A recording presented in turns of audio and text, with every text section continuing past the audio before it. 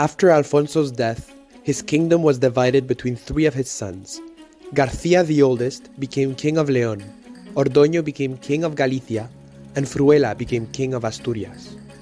However, 4 years later, Garcia died, and Ordoño became king of León and essentially reunited the kingdom again.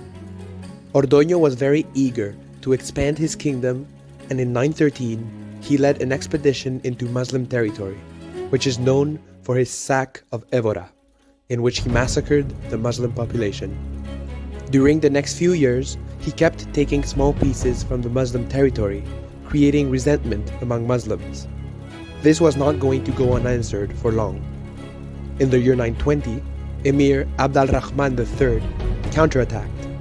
He led a campaign into Christian territory, capturing the forts of Ozma and San Esteban de Gormaz. Seeing the Muslim threat, the Christian kingdoms united under Ordoño and met Abd-al-Rahman. The decisive battle was the Battle of Valdejunquera, in which the Muslims crushed the army of León. This was a heavy blow for the Christians, since it enabled the Muslims to overrun Navarra. In the year 924, Ordoño II died, and he was succeeded by Alfonso IV, a shy and gentle man. Emir Abd-al-Rahman took advantage of the instability of the Christian kingdom to lead another campaign in Navarra, and he sacked Pamplona, destroying many houses and buildings, including its main church. Meanwhile, in León, Alfonso's wife dies young and suddenly. As a result, Alfonso abdicates the throne and becomes a monk. His brother Ramiro II succeeds him. Ramiro was an exceptional general, and he proved to be a formidable adversary for the Moors. He finally met Abd-al-Rahman at the Battle of Simancas in the year 939. The Moors outnumbered the Christians with odds of 3-1, but something spectacular happened. In the words of an Arab witness, as the army arrived near Simancas, there was an awful eclipse of the sun that covered the earth of a dark yellow amid the day, and it filled us and the infidels with terror, as neither had seen in their life such a thing as this. After the eclipse, the battle lasted a few days, and Ramiro won a mighty victory. In the year 944, Ramiro negotiated a 5-year truce with the Caliph. During the 5-year truce, a Castilian separatist movement led by Fernán González unified Castilla and separated from Asturias and León.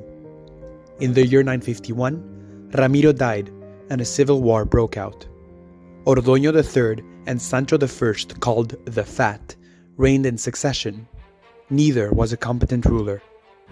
Abd-al-Rahman took advantage of the weak Christian kingdom and made good on his earlier losses so thoroughly that in 958, Sancho had to pay personal homage to the Caliph. Caliph Abd-al-Rahman was undoubtedly the greatest ruler of the Umayyad Arab dynasty. During his reign, he proclaimed himself Caliph of Cordoba, which meant that he was both a political and a religious leader, as opposed to only a political leader. A caliph meant he was a successor of the Prophet Muhammad. Abd-al-Rahman was so eager to keep control that he even executed his own son for conspiring against him. During his reign, he built factories of pure gold and silver coins, renovated the mosque in Cordoba, the royal palace, and expanded the library, converting Cordoba into an example of social, political, and cultural development. He used a third of his revenue on buildings. Under his reign, Cordoba became the most important intellectual center of Western Europe.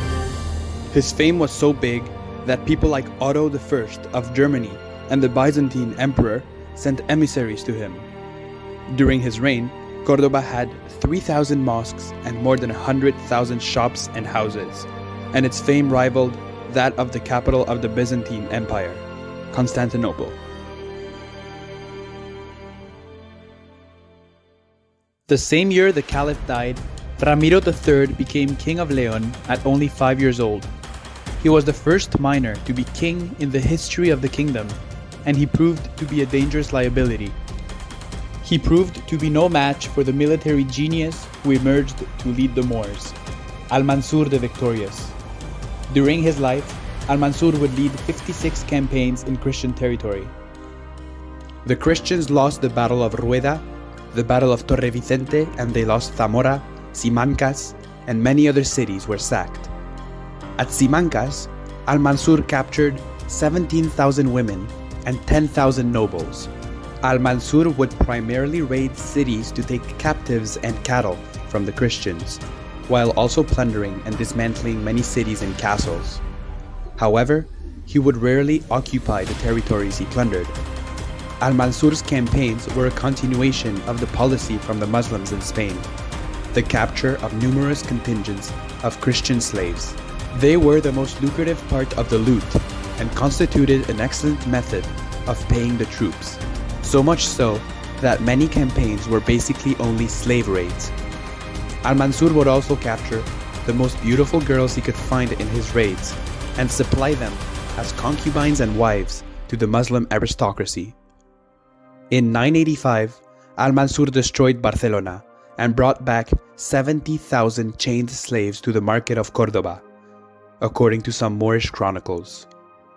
The already rich al-andalus slave market had reached unprecedented proportions. After such heavy losses, Ramiro was deposed and replaced by his cousin Bermudo II. One of the only bright lights in Castilla was Count García Fernández, who fought relentlessly against Al-Mansur until he was finally captured and sent to Cordoba, where he died.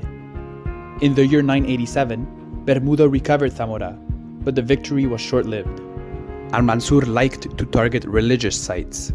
In 996, he took Astorga, and the next year he plundered Santiago de Compostela, carrying its bells to Cordoba. Al-Mansur died in the year 1002, putting an end to his reign of terror. The Christian chronicles of the time describe it as follows. After many and horrible attacks of Christians, he was taken away by the devil, who had possessed him in life and buried in hell.